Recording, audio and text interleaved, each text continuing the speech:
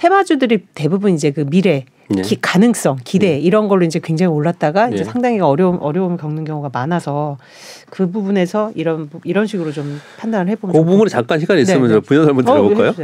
이 테마주가 생성이 되면서 네. 미래 뭐 PDR 얘기도 있었고 미래 얘는 이렇게 해서 주식은 스토리로 움직이잖아요. 네, 네. 스토리가 있어가지고 이렇게 돼서 기업이 얼마까지 오를 거고 뭐 이익이 얼마 날 거고 이렇게 얘기하는 자료들이나 얘기하는 전문가들이 되게 굉장히 많아요. 네.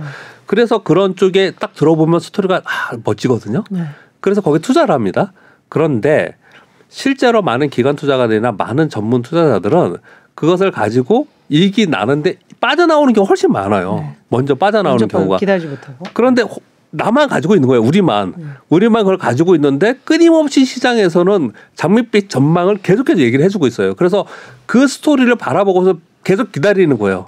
계속 기다리는데 손실은 계속 나고 그러면서 화는 나고 네. 이런 경우가 발생이 될 수 있거든요. 근데 실제로는 테마는 전체 시장을 끌고 가면서 그게 상용화돼서 이익이 실현되기 그 전에는 주가가 추세적으로 그렇게 오르지 못합니다.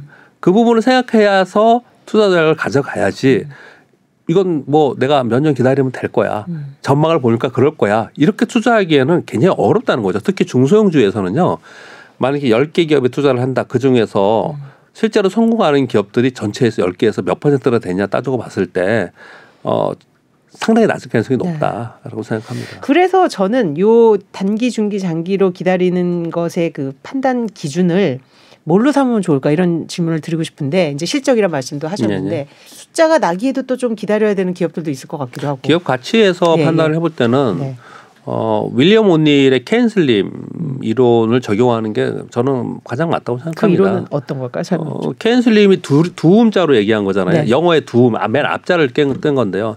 C는 현재의 분기 영업이익. 네. 이 분기 영업이익이 연속적으로 증가해야 된다. 들쭉날쭉하지 말고 연속적으로 조금이라도 계속해서 증가. 시가총액이 예를 들어 보겠습니다. 1,000억 분이 안 돼요. 근데 이게 1,000억이 나중에 1조가 돼서 나한테 10배가 될 주식이냐. 라고 했을 때 분기별로 얘가 영업이익이 꾸준히 늘어나는 기업이 된다. 그리고 그다음에 CA, 캔슬림의 A는 애뉴얼이에요. 네. 연간으로 3, 4년 정도에 늘어나는 기업이어야 된다라는 거죠. 예를 들어서 20억이었는데 40억이고 그다음 60억이고 네. 이런 식으로 늘어나는 기업들이 근데 생각해 보면요. 여러분 그 재무제표 보면 그런 기업들이 우리나라에 정말 많아요. 네. 전 세계적으로 훨씬 더 많겠죠. 네. 굉장히 많이 있습니다. 그리고 N은 뉴고요. 뉴. 네. 새로운 사업. 신기술. 새로운 사업을 추진하느냐. 예, 그런 사업을 추진하느냐. 그리고 S는 이제 수요와 공급이건 이제 수요와 공급을 얘기하는 거, 서플라이를 얘기를 하는 거고요. L, 캔 슬림이니까 그리고 M, 마켓의 방향. 기관 투자가들이 투자를 하고 있느냐. 네. 재무제표를 딱 보시면요. 어떤 성장주들이 이렇게 재무제표를 보면은 물론 만년 적자인 것도 있지만은 얘가 조금씩이라도 계속 늘어나는 기업들이 있어요.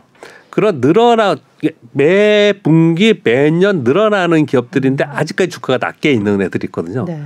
근데 이런 기업들이 어느 순간에 계속해서 비용이 들다가 그 비용이 BEP를 지나서 이익이 나는 구간에 딱 들어가면은 그러면은 OP 마진이 엄청나게 높아지면서 그냥 올라가는 경우가 굉장히 많이 발생을 하거든요. 그런 기업에서 큰 수익이 나는 거예요. 그래서 그런 종목들을 찾는 재무제표를 보는 것도 굉장히 중요하지 않을까 그렇게 생각을 합니다.